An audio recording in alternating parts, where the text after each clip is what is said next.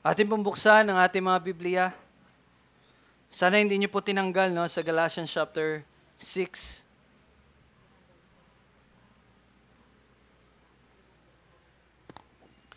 Now, bilang malapit na po ang pagtatapos ng ating pag-aaral sa liham ni Pablo para po sa mga mananampalataya sa Galatia, bigyan ko lang po muna ulit ng review kung ano ba ang kahalagahan at dahilan ng pagsusulat ni Pablo sa mga taga-Galatia.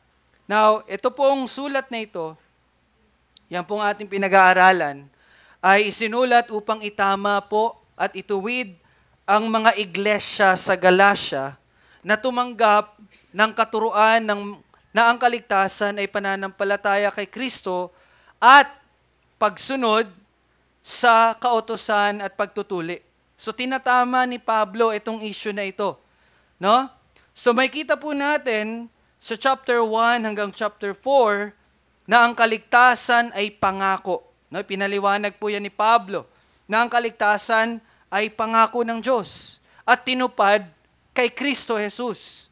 Ito ay para sa lahat na natanggap sa pamamagitan ng pananampalataya at sila ay nanampalataya dahil sa pagkilos ng Espiritu Santo at hindi dahil sa pagsunod ng kautusan. Now, kung titingnan nyo sa inyong mga Biblia in chapter 5, verse 1, sinabi dyan sa chapter 5, verse 1, para sa kalayaan ay pinalaya tayo ni Kristo, kaya't magpakatatag kayo at huwag pasakop na muli sa pamatok ng pagkaalipin.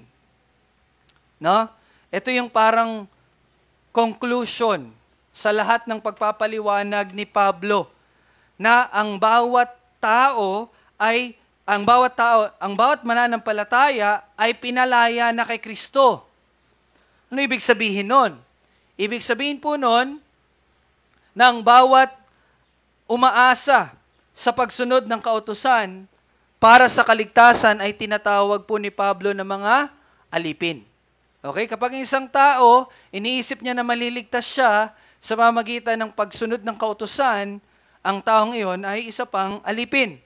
Dahil po, hindi ito makakapagbigay ng kalayaan mula sa kapangyarihan at kabayaran ng kasalanan.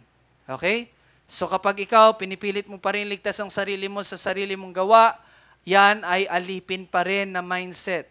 Kasi kailanman hindi ka maliligtas, hindi ka magkakaroon ng kalayaan. Sa halip po, si Kristo na siyang umako ng ating pagkakasala, ang siyang nagbigay sa atin ng kalayaan. Kaya nga po, di ba sabi sa chapter 5 verse 1, pinalaya kayo ni Kristo. At paano niya yung ginawa? Inako niya yung kabayaran na dapat tayo ang magbabayad at sinunod niya ang kautusan na dapat tayo ang susunod. Ginawa na yun ni Kristo. Tapos nang ginawa ni Kristo, kaya ang bawat mananampalataya ay may kalayaan kay Kristo. Yun yung sinasabi ni Pablo. Malaya na. Hindi na tayo alipin ng kasalanan. At hindi na tayo paghuhukuman dahil bayad na ang lahat ng ating pagkakasala. Kaya sinasabi ni Pablo, malaya na kayo. Fully paid na. No? Tunay na isang malaya ang isang mananampalataya. So yun yung paulit-ulit na pinaliwanag ni Pablo from chapter 1 hanggang chapter 4. Now, kung titingnan natin sa chapter 5 verse 13, sabi dito ni Pablo, sapagkat kayo mga kapatid ay tinawag sa kalayaan, again, inulit niya yung salitang kalayaan, subalit huwag lamang ninyong gagamitin ang inyong kalayaan bilang isang kadahilanan para sa laman. So there is a warning na binigay ngayon ni Pablo. Diba? Sa verse 1, sinabi niya, malaya na kayo kay Kristo. And in verse 13, paalala na bagamat malaya kayo ay huwag nyo yung gagamitin bilang kadahilanan para sa laman, kundi sa pamagitan ng pag-ibig ay maging alipin kayo sa isa't isa. Pinapakita po dito na ang katotohanan na bagamat tayo po ay malaya na sa kasalanan at kautusan, tayo ay nasa presensya pa rin ng kasalanan. Kaya nagbigay ng paalala si Pablo. Di ba? Sabi niya, malaya na kayo. Di ba? Verse 1. Pero verse 13, yung kalayaan nyo, huwag nyong gagamitin para sa laman. So makikita natin doon na ang dahilan na sinabi yun ni Pablo, dahil nasa presensya pa rin tayo ng laman. At hindi lang yon, maaari pa ring mahulog sa kasalanan. And tingnan niyo po yung verse 16. Sabi sa verse 16, subalit sinasabi ko, lumakad kayo ayon sa Espiritu.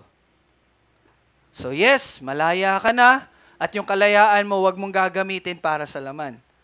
Bagkus, sabi ni Pablo, subalit, lumakad kayo ayon sa Espiritu, at huwag ninyong bibigyang kasiyahan ang mga pagnanasa ng laman. Bakit? Pinaliwanag niya sa verse 17, dahil sila ay magkasalungat. Okay? Now, pinapakita po dito na kung ano ang dapat natin gawin. Diba? Anong dapat natin gawin? Anong dapat natin gawin? Lumakad sa Espiritu. Yun ang dapat natin gawin. Ngayon naman, sa verse 18, tingnan nyo sa chapter 5. Sa verse 18 and verse 25, ay pinakita naman dito kung bakit natin ito kailangan gawin. Ano yung dapat natin gawin? Lumakad sa Espiritu. Ngayon ang tanong, bakit kailangan gawin? Sabi sa verse 18, subalit, kung kayo'y pinapatnubayan ng Espiritu, kayo ay wala sa ilalim ng kautusan. Yan ang unang dahilan.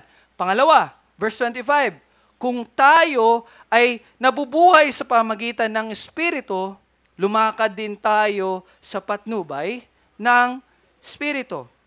Now, kung babasahin niyo siya, parang kondisyon siya, no? Pero mga kapatid, hindi ito kondisyon. Hindi ito nagsasabi na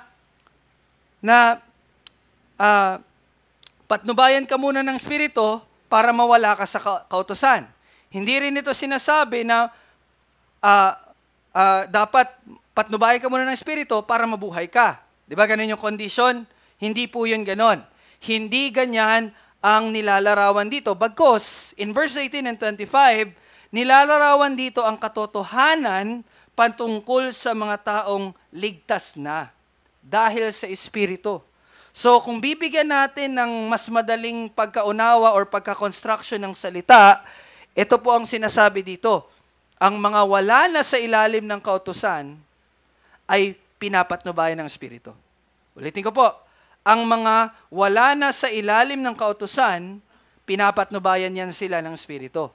At tayo na mga nabubuhay na dahil sa pamagitan ng pagkilos ng Espiritu Santo, ay nararapat lang na lumakad sa patnubay ng Espiritu. Nakita niyo po yon? Hindi po iyon, gawin mo ito para maging ganito ka. Hindi po. Bagkus ang sinasabi dito, dahil ganito ka na, ito gawin mo. Naintindihan niyo po? So ang dahilan, ang katotohanan na ikaw ay wala na sa ilalim ng kautusan. Kaya again, dahil nga sinabi na malaya ka na eh. Di ba? So ang katotohanan na wala ka na sa ilalim ng kautusan at kasalanan, malaya ka na, ay dapat nagde-demand or dapat ay maunawaan natin na ang katotohanan iyon ay nagde-demand naman sa atin at nagdudulot din sa atin na lumakad ayon sa Espiritu. So you see, yung truth na yon will demand. Okay? It will demand each one of you na lumakad sa Espiritu. At hindi lang nagde-demand, magdudulot ito na lumakad tayo sa Espiritu na siyang utos sa atin kung babalakan natin yung verse 16 ng chapter 5. Anong sabi sa verse 16? Sinasabi ko, lumakad kayo sa Espiritu. Mga kapatid, ang ating pag-unawa at pag-alala sa ating katayuan na sa Diyos sa pamagitan ni Kristo bilang mga ligtas na ay magdudulot sa atin ng pagnanais na mamuhay ng may kabanalan. Okay? Once inaalala mo kung ano yung katayuan mo na kay Kristo, once inaalala mo yung biyaya ni Kristo, yon ang magdudulot sa inyo at magtutulak sa inyo na magnais or mag-desire na mamuhay ng may kabanalan. Totoo po yan. Okay? Sapagkat kung tunay, sabi nga ni John Calvin, sapagkat kung tunay nating naunawaan kung ano ang ibig sabihin ng makipag-ugnayan kay Kristo, ibig sabihin niya, kung naunawaan daw natin yung pagiging united natin kay Kristo, tayo ay mahihikayat na mamuhay ng may kabanalan at debosyon. Okay, kaya nga sabi ni Martin Luther, preach the gospel sa sarili mo araw-araw. At kapag naaalala mo yun ay magdudulot sa iyo na mag-desire na mas mamuhay ng maayos at may kabanalan sa harapan ng Diyos. Hindi para maligtas ka, bagkus dahil ikaw ay ligtas na. Naririnig niyo po yun? Kaya po, nawa, ay ganun din po tayo. No? Sa tuwing inaalala natin ang ating katayuan kay Kristo. Ngayon, pagkatapos po ipaliwanag kung ano at bakit natin iyon dapat gawin, ano nga yun? Ang lumakad sa Espiritu, sinabi na kung anong dapat gawin at sinabi ang dahilan bakit natin yun gawin. Ngayon naman ay inilarawan ni Pablo kung paano iyon gagawin. Okay? At makita natin yon simula sa chapter 5 verse 26 hanggang chapter 6 verse 6. Ano yung mga kaparaanan na gagawin natin bilang pagpapakita na tayo lumalakad sa Espiritu? Una, huwag maging palalo. Huwag maging mayabang. Huwag maging mapagmataas. Pangalawa, itama ang nagkakasalang kapatid. Pangatlo, dalhin ang pasanin ng isa't isa. At pag-apat, magbahagi sa nagtuturo sa atin. So, yun yung mga binigay na kaparaanan kung paano tayo lalakad sa Espiritu. Now, lahat po ng iyon, mga kapatid, ay mahalaga. Yung apat na iyon. Mahalaga po iyon, una, sa pagtupad ng kautusan ni Kristo. Ano bang kautusan ni Kristo? In chapter 5, verse 14, ibigin mo ang iyong kapwa na gaya ng iyong sarili. So mahalaga yun bilang pagtupad sa utos ni Kristo na kung saan kapag sinunod natin yon ay natutupad din ang buong kautusan. At pangalawa, mahalaga ito sa pagpapatibay at pagpapalago ng iglesia na siyang katawan ni Kristo at ito ay ang paghahanda sa pagbabalik ni Kristo. No? Isa pa po sa kadahilanan bakit tayo ay laging inuudyukan na sumunod sa Diyos upang tulungan na palaguin ang iglesia dahil ito ay paghahanda rin po natin sa pagbabalik ni Kristo. Alam niyo po bakit tinatawag tayo na bride ni Christ? Hindi niyo na, no? Di ba ang iglesia, isa sa tawag sa iglesia, hindi lang katawan ni Kristo, bagkus bride din ni Kristo. Bakit po? In a literal sense, kasi ikakasal tayo kay Kristo. No? And that will be the consummation, or kumbaga, we are one in Christ naman, no? Pero yung complete talaga, na we will be one with Christ is ang pagiging kasal natin. Di ba ang isang lalaki at babae, kapag kinasal sila ay magiging isa. So merong truth doon na tayo tinawag na bride. Di ba? At isa doon ay dapat ihanda natin ang bride. Tayo, ihanda natin sarili bilang pakikiisa natin kay Kristo. Although we are one with Christ, pero merong tinatawag na consummation or kumbaga parang completion. Another example, malaya na tayo sa kasalanan, pero hindi pa kumpleto. Bakit? Nasa presensya pa rin tayo ng kasalanan. Pero time will come sa pagbabalik ni Kristo, tatanggalin na yon. We will be perfect. Indeed. No? So mahalaga yung gawain ng pagpapatibay ng iglesia. And one of the good example na ginawa natin kanina in our prayer meeting, yon ay isa sa mga hakbang na kung saan ay pinalalakas at pinatitibay ang iglesia. And I'm so happy kasi nakikita natin yung paghakbang natin sa pagsunod ng salita. Diba? And later on, magkakaroon tayo ng church discipline. Later on, gagamitin tayo ng Panginoon in His grace na maghayag ng kanyang katotohanan. So you see, no, humahakbang tayo sa kaparaanan na kung ano ang inihanda at itinakda ng Panginoon ayon sa kanyang salita. So lahat po ng iyon ay mahalaga. At sa malapit na napagtatapos ng liham ni Pablo, makikita natin ang pag-uudyok niya na huwag huminto bagkus patuloy iyong gawin hanggang sa dulo. At yun po ang ating mababasa at binasa kanina in verse 7 hanggang verse 10. Now, here's the point of the message. Bakit tinuudyokan tayo ni Pablo ng salita ng Panginoon na magpatuloy na lumakad sa Espiritu? Dahil po, aanihin natin lahat ang bunga ng ating itinanim sa kasalukuyang panahon.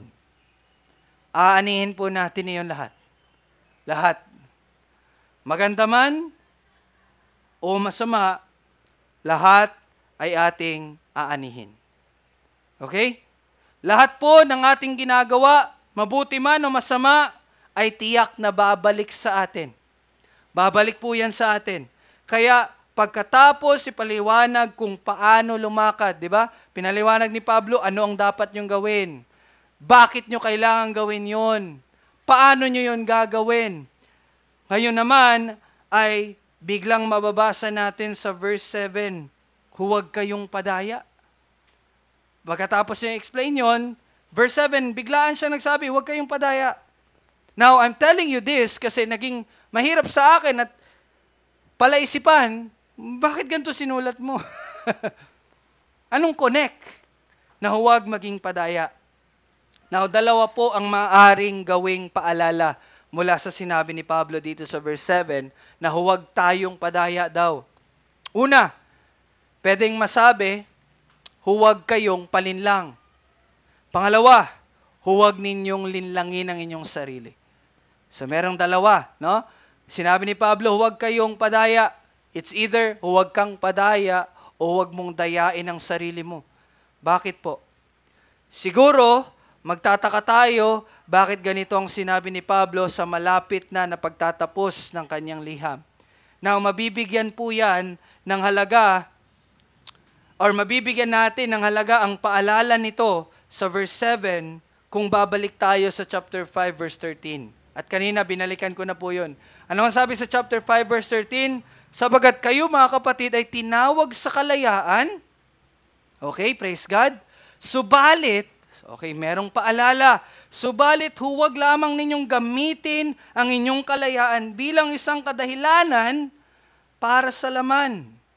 Na anong sinasabi at pinapakita dito sa verse na ito? Ibig sabihin, huwag tayong padaya o huwag nating linlangin ang ating mga sarili na nagsasabi sa ating sarili, malaya na ako. Napatawad na ako. Lahat ng kasalanan ko ay napatawad na.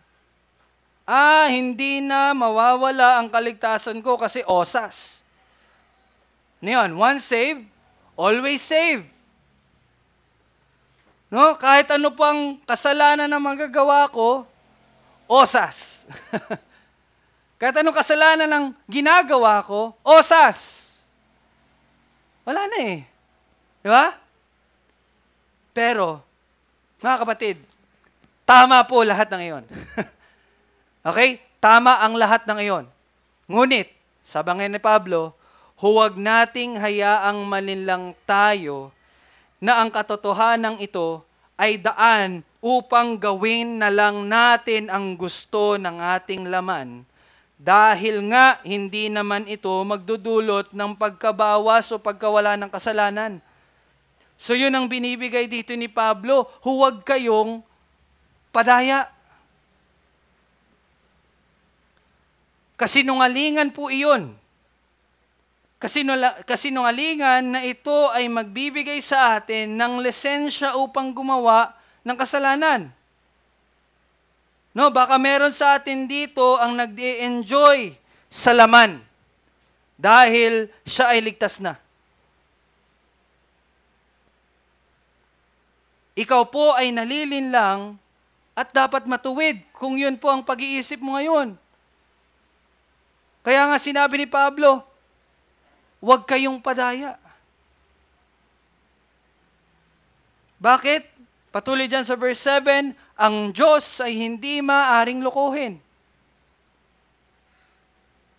Hindi natin siya mauutakan, mga kapatid. Hindi natin mautakan ng Diyos. Siguro iniisip natin, ang biyaya niya ang gagawin nating daan para sundin ang gusto ng ating laman. Baka sinasabi natin, alam kong mali ito, pero sa biyaya, ligtas ako at hindi mawawala ang aking kaligtasan. Sino yung nakapag-isip na yan? Konting mali lang naman eh. Ligtas din pa rin naman ako eh. Okay, nag-give way. Or iniisip natin, okay lang gawin ko tong kasalanan kasi nasa presensya pa rin ako ng kasalanan. Kaya mahuhulog talaga ako. Magkakasala talaga ako kasi nasa presensya pa ako ng kasalanan. No? Hindi talaga makakapamuhay ng perpekto. Laging sinasabi sa pulpito, hindi mangyayari na tayo makapamuhay ng perpekto. Sinabi na yun. Di ba? Pero ang aking katuwiran ay si Kristo. Kaya okay lang. Okay lang. Nagawin ko tong kasalanan na to. Or, sinasabi natin, okay lang, ganito ako ngayon. Kasi darating naman ang panahon, nakikilos ang Panginoon para umayos na ako sa bandang huli. Kasi yun yung confession namin eh. Actually, yun yung pag-aaralin namin mamayang sa Sabbath School. Ipapakita doon na bagaman kami ay nagkakamali at nauhulog sa grievous na kasalanan, pero darating sa huli na maayos ako dahil kikilos ang Panginoon. So, okay lang. Okay lang. Di ba? Ngayon, may mga tama sa pag-iisip na ito. May tama po doon. Okay? Ngunit, kung gagamitin ito sa kaparaan ng magiging lisensya para sa laman, mga kapatid, tatamaan po tayo sa Panginoon. Bakit? Bakit? Verse 7. Sapagkat ang anumang ihasik ng tao ay siya rin niyang aanihin. Galing, no? Ito po yung law ni God. Kung anong itinanim mo, siyang iyong aanihin. Kaya hindi natin mautakan ng Diyos. Bagaman hindi na ipapataw sa atin ang penalty o kabayaran ng kasalanan kasi nga bayad na ni Kristo yun eh. Kaya nga pag magkasala tayo, ligtas pa rin tayo eh. Kasi ang kaligtasan natin, hindi sa ginagawa natin, sa natapos ng ginawa ni Kristo. Tandaan niyo po yan. Huwag kayong aalis sa ganyang katotohanan. Yes, totoo yan. At ang walang hanggang kamatayan, hindi na yun ipapataw sa atin. Bagkus tayo ay may buhay na walang hanggan dahil kay Kristo. Totoo po yan. Mararanasan pa rin natin. Pero ito po ang ating tandaan. Bagaman totoo yun, mararanasan pa rin natin ang epekto ng kasalanan sa kasalukuyang panahon.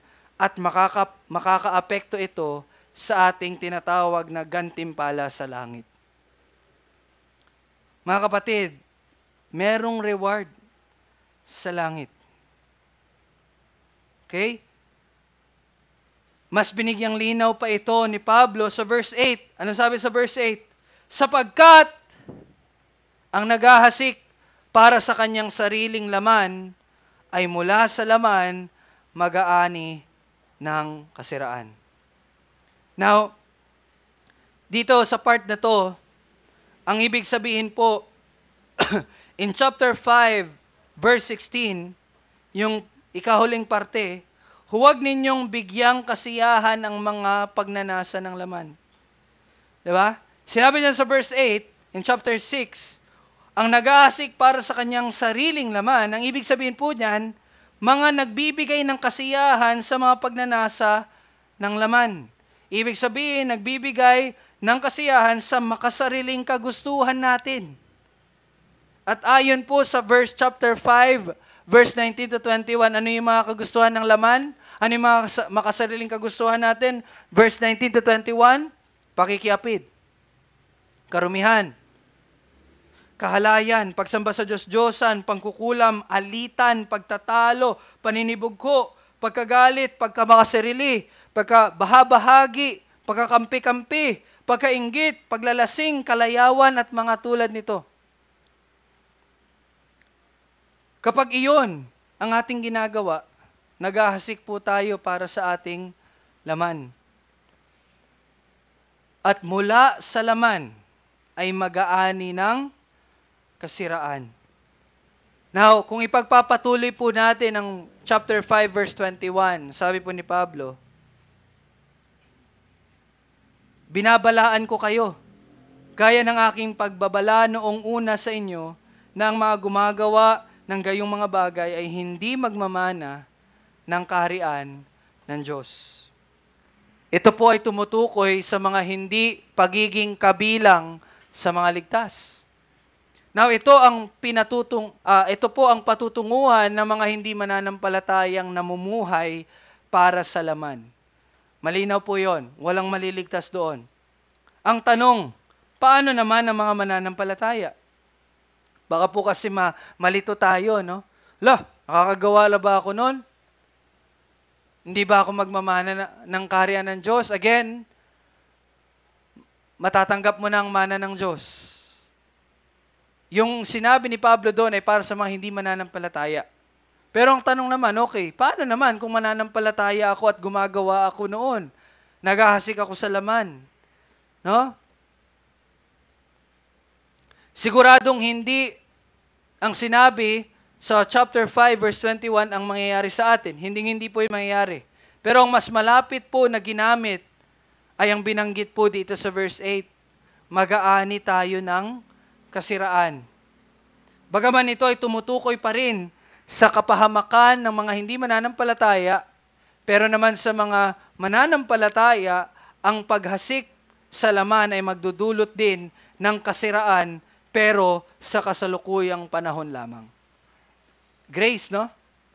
Yes, may experience pa rin natin yung kasiraan dahil sa paghasik sa laman, pero sa kasalukuyang panahon lamang.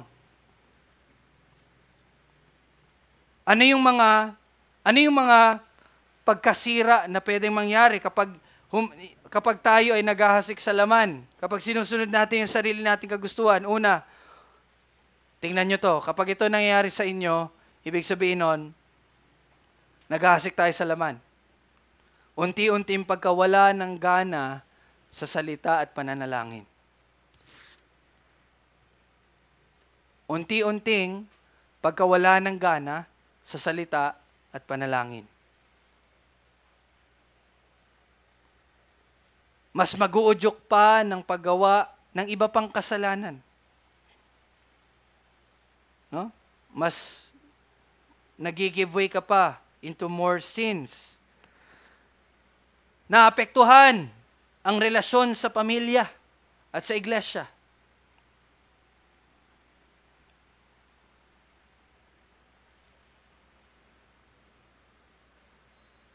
At didisiplinahin at maaaring ma-excommunicate. No? Magtatanggal ng saya at maaaring makaramdam ng hindi pagkilos ng Diyos. Possible yun. Maramdam mo parang walang presensya ng Panginoon sa akin. Oo, pwede po yun. Magdusa sa epekto ng ginawang kasalanan. For example, sexual immorality, pwede ka magkasakit. Pwede ka magka-AIDS, HIV, pwede yun. Hindi ibig sabihin na mananampalataya ka, hindi ka natatabla ng ganong sakit. Pwede yun. Pwede ring unplanned family. No, mabuntis ka,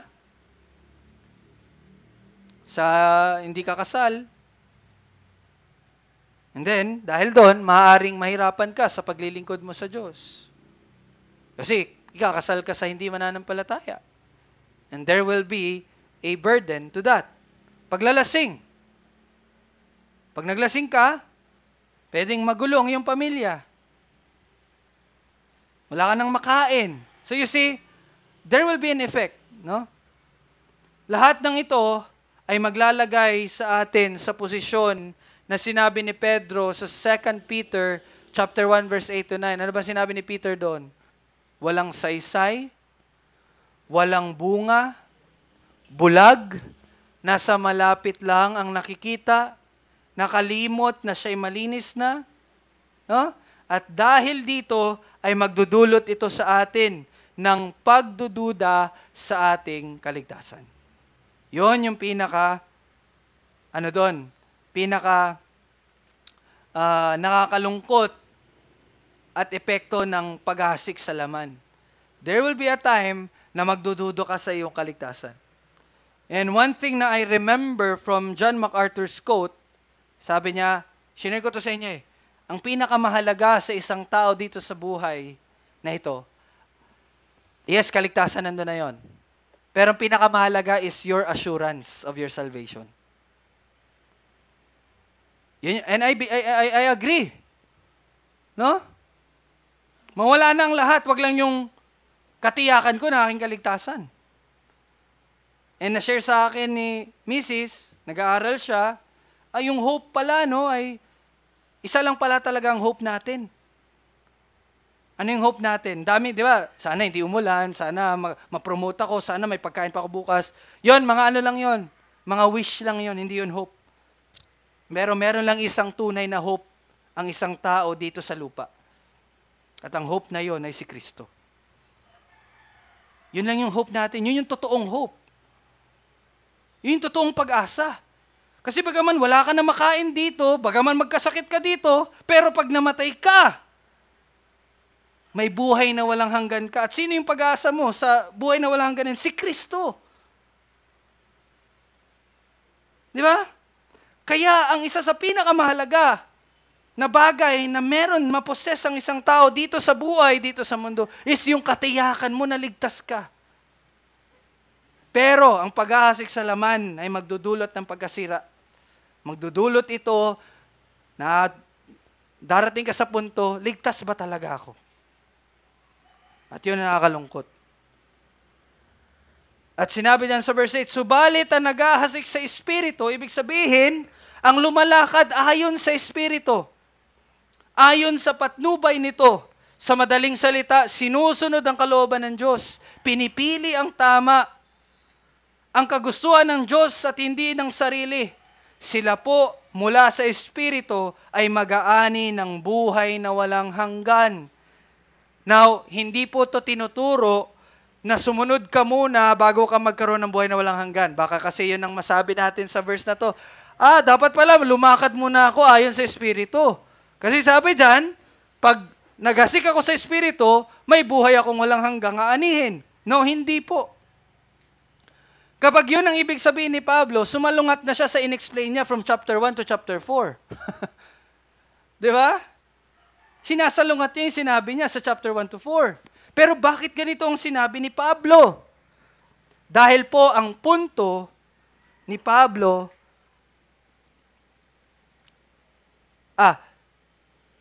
hindi po yun ang ibig sabihin dahil nga po, ang punto ni Pablo sa liham niya sa Galatia na ito ay hindi dahil sa pagsusumikap o pagsunod sa kautusan magkakaroon ng kaligtasan. Hindi po yun ang ibig niya sabihin. Sa halip, pag-uulit lamang sa katotohanan na ang taong nabuhay sa Espiritu ay lumalakad dito, at lumalakad dito ay tunay ngang may kaligtasan. Bakit po? Dahil kabaliktaran ng pagkasira na nagdudulot ng pagdududa sa kaligtasan, ito naman ay magbibigay ng mas katunayan na ikaw ay ligtas. Yun po ang sinasabi dito sa verse 8. Kapag ikaw ay nag-aasik sa Espiritu, ikaw ay mag-aani ng buhay na walang hanggan. It will give you assurance na ikaw ay may buhay ngang walang hanggan. Gaya ng sinabi ni Pedro, again in 2 Peter, sabi niya, kaya mga kapatid, lalong pagsikapan ninyo na patatagin ang pagkatawag at pagkapili sa inyo, sapagkat kung gagawin ninyo ang mga bagay na ito, sabi niya, ano yung mga bagay na ito? Yung memory verse natin. Ano yun? Gawin ninyong lahat na tustusan ang iyong pananampalataya ng kabutihan, ng kaalaman ng pagpipigil, ang pagpipigil ng pagtitiis, sa baliktad, ang pagtitiis ng pagiging makadiyos, ang pagiging makadiyos ng pagmamahal sa kapatid, ang pagmamahal sa kapatid ng pag-ibig. Sabi niya, kapag ginagawa mo daw iyon, patuloy na ito ay lumalagos sa iyo, ito ang sabi niya, hindi kayo matitisod kailanman. Ibig sabihin, hindi kayo magdududa sa kaligtasan na meron kayo. Sapagkat sa ganitong paraan ay masaganang ibibigay sa inyo ang pagpasok sa walang hanggang kaharian ng ating Panginoon at tagapagligtas na si Jesucristo. So you see, meron silang similar tone ni Pablo at ni Pedro. Pero ibig sabihin ba nun, gawin mo muna to para maligtas ka? Hindi. Ang ibig lang nilang sabihin, kapag ginagawa mo ito at lumalago, iyan sa buhay mo, mas magkakaroon ka ng katiyakan ng iyong kaligtasan, mas magbubukas sa, parang sa ano ba, no? Sa assurance mo, lalaki yung pinto. Di ba? Mas makikita mo na, ligtas pala talaga ako. And again, nasabi ko na to kanina, sabi ni John MacArthur, ang pinakamalagang bagay sa buhay ng sinuman ay ang matiyak niya ang kanyang kaligtasan. Ang katiyakang ito ay dumarating lamang kapag sinuri mo ang iyong buhay ayon sa liwanag ng banal na kasulatan. At tunay nga po na kung ikaw ay namumuhay ng may pag-ibig, may kagalakan, may kapayapaan, may pagtsatsaga, may kagandahang loob, kabutihan, katapatan, kaamuan, at pagpipigil sa sarili. Ano yung mga binanggit ko? Bunga ng Espiritu. Kapag yun, di ba, ganun ang paglakad sa Espiritu, di ba? Kapag yun ay nakikita sa iyo, makikita mo ang bunga ng Espiritu sa iyo. Sa kasalukuyang panahon, makikita mo yung bunga niya. At yun ay malinaw na patunay na nasa iyo ang Espiritu. At kung kaya nagbigay ng so yun ay patunay na nasa iyo ang Espiritu at ito ay magbibigay ng katiyakan na sa darating na panahon ay aani ka ng buhay na walang hanggan. Nakita niyo yun? Dahil ang unang bunga, which is bunga ng Espiritu, na sinabi sa chapter 5, verse 22 to 23, ay nasa sa inyo na. Ibig sabihin po, kung nasa iyo ang bunga ng Espiritu, nasa iyo ang Espiritu. At kung nasa iyo ang Espiritu, nasa iyo ang paunang bayad ng katiyakan ng iyong mana. Di ba? Kaya mali po na isipin na lumakad ka muna sa Espiritu bago ka maligtas. Mali yun. Bakit? Kasi actually, ang paglakad mo sa Espiritu ay patunay na ikaw ay ligtas. Naintindihan niyo po yun? Kasi nakikita na sa iyo yung bunga ng Espiritu, ibig sabihin, nasa iyo yung Espiritu. Kaya hindi siya daan para maligtas, bagkus katiyakan siya na ikaw ay ligtas na. Kasi actually, yung unang bunga, nakita na sa iyo. Naririnig niyo yung salita? Aanihin, bunga, aanihin. Diyan, nag-flip top na. Nakita niyo yun? Kung nakita na sa iyo yung bunga, ay malinaw na sa iyo ang anong aanihin mo. Buhay na walang hanggan. Kasi nakita na yung bunga ng Espiritu sa iyo.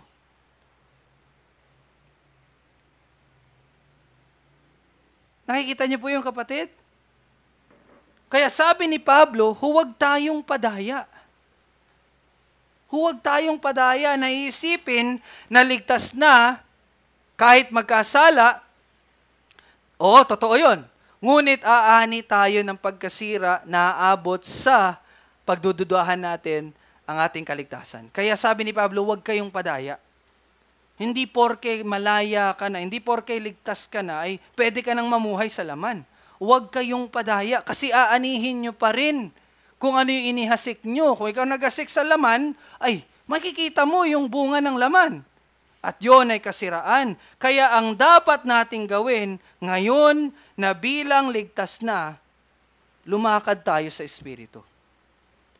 Upang mas patatagin pa ang pagkatawag sa atin at lumago sa ating katiyakan.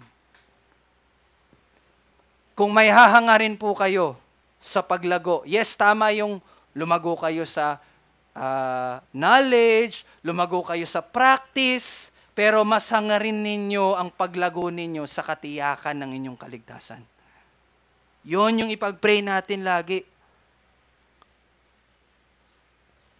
So yan ang unang instruction sa atin. Huwag tayong padaya. At pangalawa, verse 9, huwag tayong manghinawa sa paggawa ng mabuti. So this is the second instruction sa pagtatapos. Una, huwag padaya. Pangalawa, magpatuloy. Huwag manghinawa. Hindi lang ito pagtulong sa kapwa, bagkus pamumuhay ng tama sa lahat ng aspeto ng ating buhay. No, kapag nasasabi nyo dito, pag nakikita nyo, huwag tayo manghinawa sa paggawa ng mabuti, hindi lang yan patungkol sa pagtulong.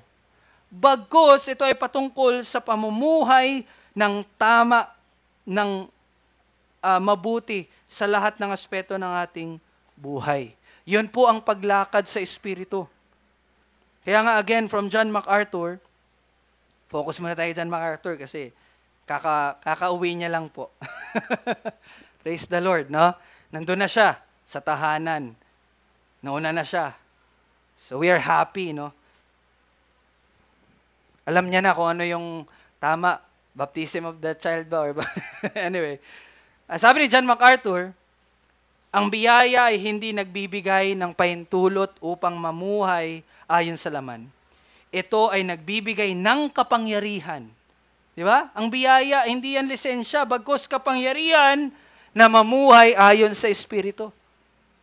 At dagdag niya pa, ang biyaya ng Diyos ay hindi lisensya upang magkasala, kundi kalayaan at kapangyarihan na gawin ng tama. Yun po ang biyaya. Yun ang epekto ng biyaya. Yun ang tamang pagkaunawa ng biyaya. Mga kapatid, ito ay encouragement ng pagpapatuloy. Bakit? Sabi niyan sa verse 9, sapagkat sa takdang panahon ay mag-aani tayo. Binalik ni Pablo, mag-aani tayo. Now, maaaring isipin ninyo, oo nga, may buhay na nga ako na walang hanggan, paulit-ulit ka naman, Pablo. May tinulit-mulit yan. Ngunit kung babasahin po natin yung verse 8 to 9, tingnan niyo po yung verse 8 to 9. Sabi niya, no? Sapagkat ang nagasik para sa kanyang sariling laman ay mula sa kanyang laman ay mag-aani kasiraan. Mula sa Espiritu ay mag-aani ng buhay na walang hanggan. Pero tingnan niyo po yung sinabi niya, di ba? At, ito ay nagpapahiwatig na ang ani na tinutukoy ni Pablo sa verse 9 ay iba sa verse 8. Kasi, kung pareho lang ang tinutukoy niya, kung aanihin na buhay na walang hanggan ang tinutukoy niya dito, dapat ang ginamit niya ay kung kaya. Kita niyo yan? Kung mag-asik ka sa Espiritu, mag-aani ka ng buhay na walang hanggan. Kung kaya, magpatuloy kayo o huwag kayong manghinawa na gumawa ng mabuti. Di ba? Pero bakit sinabi niyang at? Anong tinutukoy ni Pablo? Binanggit niya ito sa liham niya kay Timoteo, para sa mga taga-Korinto, para sa mga taga-Filipos, at para sa mga taga-Kolosas. At ano yon? Ito ay ang gantimpala sa langit. Hindi man explicit na sinabi ni Pablo dito, pero it's possible na ang meron sa kanyang isipan nung sinusulat niya ito ay ang mga gantimpala sa langit. And sabi po sa 2 Corinthians 5:10, sapagkat tayong lahat ay kailangang humarap sa hukuman ni Kristo upang bawat isa ay tumanggap ng kabayaran. Okay? Tumanggap sa mga bagay, kabayaran sa mga bagay na ginawa niya sa pamagitan ng katawan. maging mabuti o masama. So yung sinabi to ni Pablo. Now, para po sa mga Kristiyano, wala nang paghuhukom para sa mga maling nagawa. Ito po yung biyaya, no? Para sa iyo, bilang mananampalataya, wala na po ang paghuhukom para sa mga maling nagawa. Dahil ito ay tapos na at nabayaran na kay Kristo. Sa halip, lilitisin ang ating mga gawa. Kung ito ba ay may pakinabang sa kaharian ng Panginoon o wala. Ganun na yung judgment na mangyayari sa atin. Yung mga ginawa mo ba, may kabuluhan ba sa kaharian ng Diyos o wala? Nakita niyo po yon? Yung mga maling ginagawa natin, hindi na yun para sa paghuhukom. Na hell ka ba? Hindi na, tapos na eh. Nahukuman na yun eh. Bayad na eh. Pero ang judgment na ngayon, ang paglilitis na ngayon ay, yung ginagawa mo ba may kabuluhan para sa kaharian at kaluwalhatian ng Diyos o wala? Kaya nga po, di ba, sa 1 Corinthians chapter 3, binasa natin kanina. Ano sinabi doon? Basahin ko lang po yung parte ng 12 to 15. Natutuyo na po yung ano ko. Teka. Kanina pa ba naman ako ay? Teka lang po.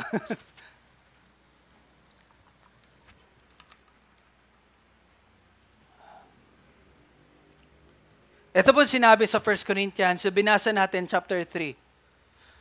Subalit kung sino man ay magtatayo sa ibabaw ng saligang ito ng ginto, pilak, mahalagang bato. Verse 12 to. Bato, kahoy, dayami o pinaggapasan. Ang gawa ng bawat isa ay mahahayag sapagkat ang araw ang magbubunyag nito. Sapagkat ito ay mahayag sa pamagitan ng apoy. At ang apoy ang susubok kung anong uri ng gawain ang ginawa ng bawat isa. Kung ang gawa ng sinumang tao na kanyang itinayo sa ibabaw ay manatili, siya ay tatanggap ng gantimpala. Hindi ito buhay na walang hanggan. Gantimpala ito sa langit. Kung ang gawa ng sinumang tao ay matupok, masunog, siya ay malulugi. Bagaman siya ay maliligtas. You see? Ligtas pa rin siya. Pero may kalugihan.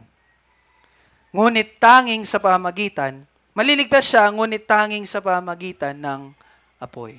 Anong sabi dito? Anong ibig sabihin nito? Ang isang Kristiyano na ginugugol ang kanyang panahon sa lupa dito, para sa mga walang saysay at walang kabuluhan, ay ligtas. Mga kapatid, by grace, save pa rin. Kahit na walang kabuluhan yung ginagawa natin. Ngunit, walang gantimpala. Very practical example, and which is very applicable sa panahon natin ngayon. Makinig kayo. Kung ang isang Kristiyano, mas maraming oras sa isang bagay. Ayan na, tumawa na. Example, gala, laro, social media, movie, kasalanan. Kesa sa pag-aaral ng salita at panalangin, kung dito pa lang ay mahina na tayo, ito ano lang to nasa core po ako nasa basic pa lang po ako. Kung dito pa lang ay mahina na tayo, malaki ang posibilidad na magawa natin ang mga bagay na malinaw na inilahad sa salita ng Diyos na may gantimpala. Teka lang po. Malaki ang posibilidad na hindi natin magagawa yung mga bagay na malinaw na inilahad sa salita ng Diyos na magbibigay sa atin ng gantimpala. Ibig ko pong sabihin, kung sa pag-aaral pa lang ng salita at pananalangin, ay isinasantabi na natin iyon at masinuuna natin yung paggala, paglaro, social media, movie, or even yung kasalanan. Kung doon pa lang mahina na tayo, malaki ang chance na hindi natin magagawa yung mga bagay or utos sa salita ng Diyos na may inihayag na gantimpala. Let me give you example. In Matthew 5, can you open your Bible in Matthew chapter 5? Matthew 5, verse 3. Simula tayo sa verse 3. Matthew chapter 5. Simula sa verse 3.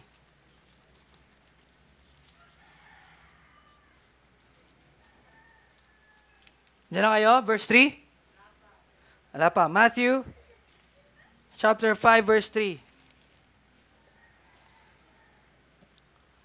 Diyan na? Okay. Tingnan natin. Mapalad ang mga dukha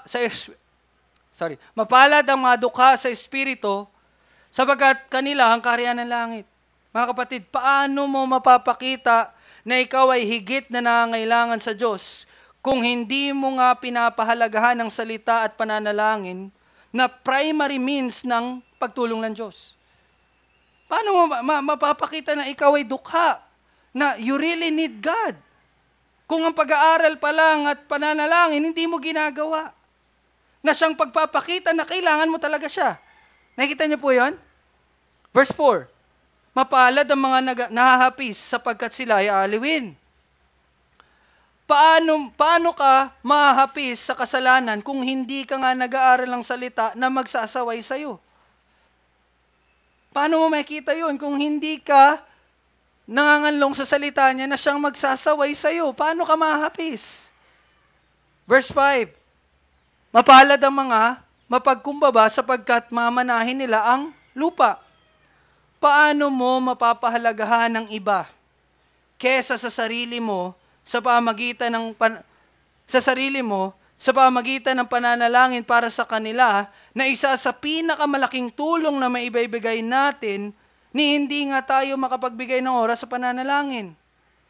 Di ba verse 5? Mapalad ang mapagkumbaba, ibig sabihin, mas mahalaga ang iba kaysa sa'yo.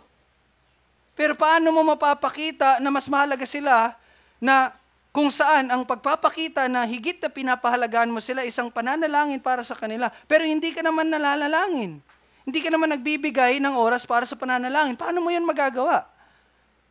In verse 6, mapapalad ang mga nagugutom at nauuhaw sa katuwiran, sapagkat sila ay bubusugin. Again, paano mo mapapakitang lubos kang nagnanais na mamuhay ng may kabanalan kung hindi mo naman binibigyan ng prioridad ang salita na nagsasanay at sa mananampalataya sa kabanalan? Nakikita niyo yun? In verse 7, mapalad ang mga mahabagin sapagkat sila ay kahabagan. Paano mo mapapakita ang malasakit sa iba kung wala kang malasakit sa espiritual mong kalagayan? Ni hindi ka nag-aaral, ni hindi ka nananalangin. Verse 8, mapapalad ang mga may malinis na puso sapagkat may kita nila ang Diyos. Paano ka patuloy na magkakaroon ng malinis na puso kung hindi ang salita ng Diyos ang patuloy na pinupuno mo sa iyong sarili? Bagkus ang pinupuno mo, mga social media. Paano ka magkakaroon ng malinis sa puso? Nakikita mo sexy na babae.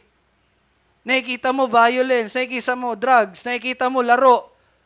Nagmumura ka sa laro. Nakikipaglaban ka sa laro. Hindi ka nag-spend time sa salita ng Diyos. Paano ka magkakaroon ng malinis sa puso? Puro basura ang kinakain mo. Di ba? Verse 9. Mapapalad ang mapagpayapa sapagkat sila ay tatawaging mga anak ng Diyos. Paano mo mahayag ang kapayapaang mula sa Diyos kung ni ang pag-aaral at pananalangin ay minamadali mo? How can you spend time to proclaim peace? Ni ang pag-aaral at pananalangin, hindi mo binibigyan ng sapat na oras. Verse 10 to 11. Mapapalad ang inuusig dahil sa katuwiran sapagkat kanila ang kaharian ng langit. Mapapalad kayo kapag kayo'y nilalait, tinuusig at pinagsasabihan ng sari-saring kasamaan na pawang kasinungalingan. Dahil sa akin, mga kapatid, paano ka uusigin? Paano ka lalaitin? Sa pangalan ng Diyos. Kung ang pagnanais na maghayag ng ebanghelyo ng Diyos ay magmumula sa pag-uudyok ng salita ng Diyos na binabaliwala mo. Nakita mo yun?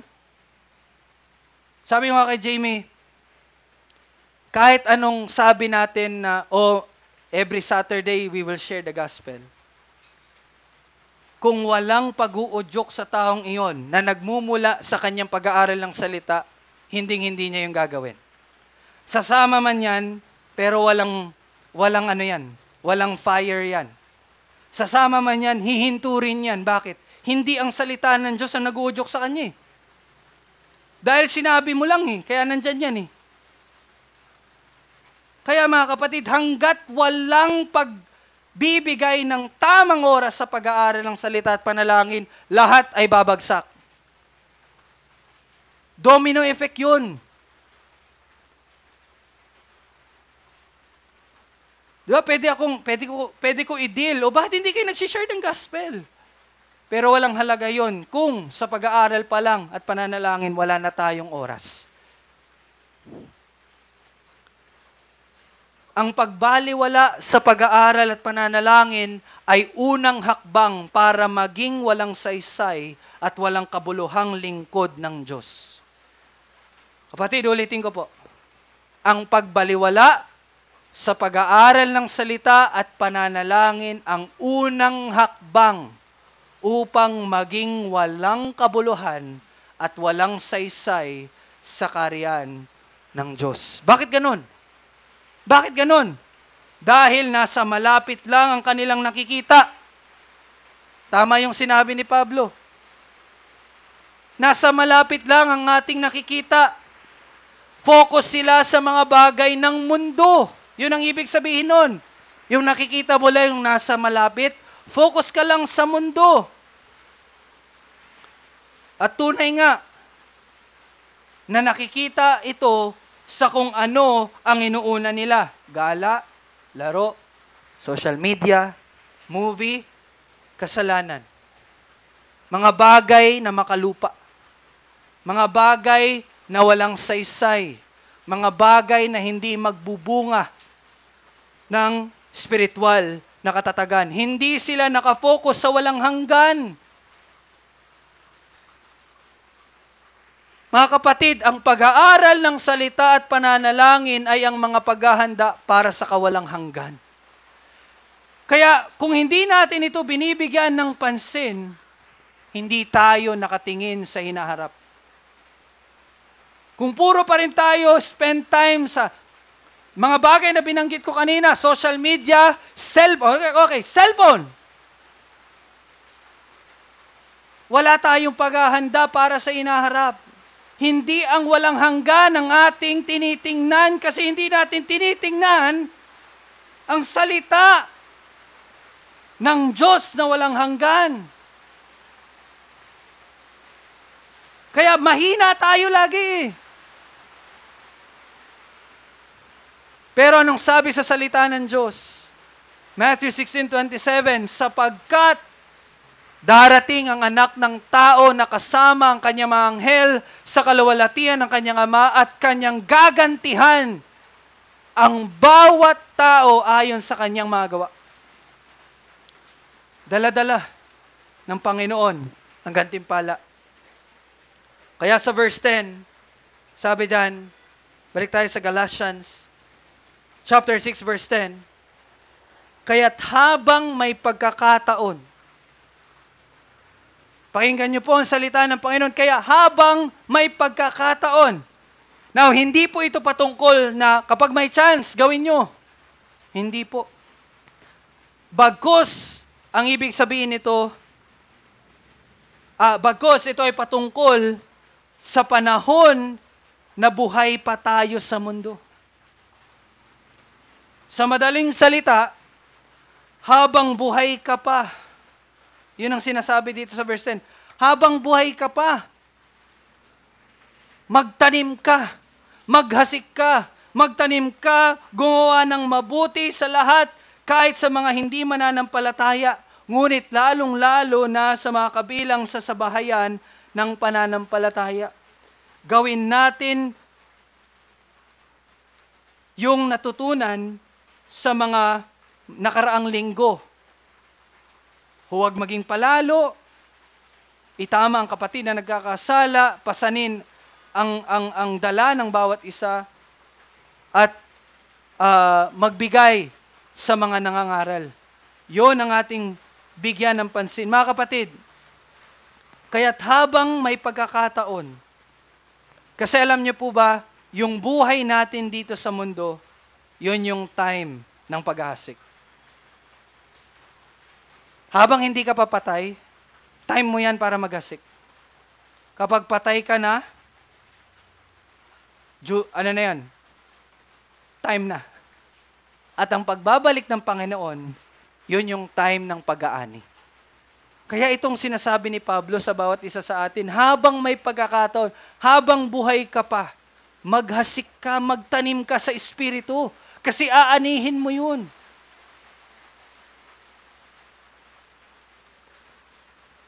Patuloy tayong maghasik habang buhay pa. Habang may pagkakataon pa, maghasik tayo sa Espiritu. Sundin natin ang kanyang patnubay, sundin natin ang kalooban ng Ama, gumawa ng mabuti sa kapwa. Bakit po? Gaya nga ng punto ng salitang ng Panginoon, aanihin natin lahat ang bunga ng ating itinanim sa kasalukuyang panahon sa pagbabalik ng ating Panginoon. And bago magtapos, naalala ko lang po, nung time bago kami kasal ni Jamie, both of us, pareho po kami, sobrang busy sa paghahanda. Pagod-pagod kami sa trabaho, pati paghahanda. Dami naming kinausap. Bakit po? Bakit namin sinikap na ihanda ang lahat ng iyon? Kasi alam namin na darating yung June 15. Alam namin na darating yung June 15. Siguradong darating yun. Kaya we are so much occupied sa paghahanda. Mga kapatid, kung ano ang pinaggugugulan mo ng panahon, sa kasalukuyang panahon, lakas, sigasig, leon ay sumasalamin sa kung saan ka nakatingin. Yon ay sumasalamin kung anong inaasahan mo sa inaharap. Gaya ng sabi ko kanina, we're so busy preparing sa kasal. Bakit? Nakatingin kami sa darating na araw ng aming kasal. Ganon din po sa atin. Tandaan, ikaw ay buhay na, ligtas ka na, at mamamayan ka na sa kaharian ng Diyos.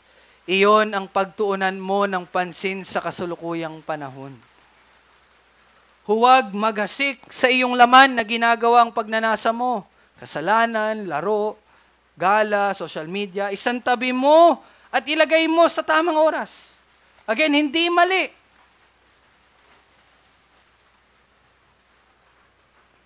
Pero paghahasik yon sa walang kabuluhan. Di ba? Babalik at babalik tayo doon, di ba? Bagkus maghasik ka sa Espiritu. At sisimulan mo yun sa pag-aaral ng salita at pananalangin. Mga kapatid, practical application. Baliktarin natin yung schedule. Pwede? Baliktarin natin. No? Kung 1 hour ka lang sa pag-aaral, 30 minutes sa pananalangin, 3 hours sa social media, puyatan sa laro o sa social media, or pagbigay sa kasalanan, baliktarin mo. Yung pag-aaral, gawin mong 3 hours. Yung pananalangin, magpuyat ka sa pananalangin. Yung 1 hour, yun yung gamitin mo sa social media. Yung 30 minutes, yun yung gawin mo sa laro. At imbes na magbigay ka sa kasalanan, magbigay ka sa Espiritu. Baliktarin kaya natin. Baliktarin natin, schedule natin. Kasi we are citizens of heaven. Imbis na pagkatapos mo mag-aral o magtrabaho, spend time sa Word kaysa sa ML. Baliktarin mo kaya.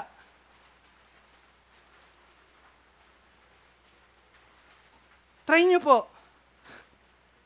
Di ba? Nakakatawa siya, no? Pero yun ang dapat. Yun ang tama sa isang mananampalataya. Mas mabuti pa nga wala ng time sa ibang bagay. Kung sa gayon, may handa tayo sa mas malawak pang gawain ng Espiritu Santo para sa ating buhay. Mga kapatid, mark my words. Once you spend time sa salita ng Panginoon, darating ang panahon, darating ang araw na magsasabi ka, Kuya, tara mag-share tayo ng gospel. Darating yung panahon yun. Darating yun. Pero hanggat hindi yun dumadating, isa lang yung patunay na hindi tayo nagbibigay ng tamang oras sa pag-aaral ng salita at pananalangin. Hanggat hindi mo inisip ang kapakanan ng iyong kapatid sa iglesia, immature pa rin. One of good example bago ako magtapos. Sensya na. Merong example. Mga nanay, mga tatay. Anong mararamdaman nyo? Di ba yung anak ninyo? Laging isip niyan, laging hingi niyan, akin. Diba? Akin to. Alam natin na kapag ganun yung anak natin, immature pa yan. Diba? Bata pa talaga siya. Puro sarili niya. Pero one day, kapag sinabi ng anak ninyo, Pa, Ma, pwede yung ibigay natin kay Pwede ka sa kanya na lang. Pwede maganda tayo na ganito para sa kanya. Ano mararamdaman ninyo? Tutuwa kayo, di ba? Doon yung makikita ng anak ninyo, nag-mature na. Kasi iniisip niya, hindi yung sarili niya, bagkus yung kapakanan ng iba. Ganon din po sa atin. Hanggat sarili-sarili lang tayo, dapat hindi ako magkasala. Nasa sa stage pa rin tayo na hindi pa tayo masyadong malago. Totoo yun. Pero kapag dumating na tayo sa time ng ating hangarin ay para sa kapakanan ng iba, that's an indication na you are really growing. Lumalawak na yung saklaw ng pag-iisip mo. Kasi bakit? Hindi ka na bombarded sa, ayun, na-fail pa rin ako. But bombarded ka na, Lord, paano ako makakatulong sa iba? Diba? Tayo po ay manalangin. Panginoon, maraming salamat po sa iyong salita. Salamat sa paalala, higit na paalala na huwag kaming padaya. Kami man ay malaya na sa kasalanan, totoo na nasa presensya ng kasalanan pa rin, at maaring mahulog pa rin, pero hindi ito dahilan upang kami maghasik sa laman. Pagkus laging piliin ang paghasik sa Espiritu. At ang pinakamalinaw na praktikal na application ay ang pag-aaral ng salita at pananalangin. Dahil dito nakasabit lahat ng iba pang pagsunod sa iyo. Panalangin ko po na ito'y aming maunawaan, ito'y aming gawin, ito'y aming sundin, at magbago na. Baguhin namin ang aming paggamit ng oras na ibinigay mo dito sa lupa, na siyang oras na ibinigay mo sa aming paghahasik. Naway maging marurunong kami at hindi mga bobo. Bagkus, nandoon ang tamang paggamit ng oras at kakayanan at tamang pag-oras ng biyaya na iyong ipinagkaloob. Ito ang aking panalangin sa pangalan ni Jesus. Amen.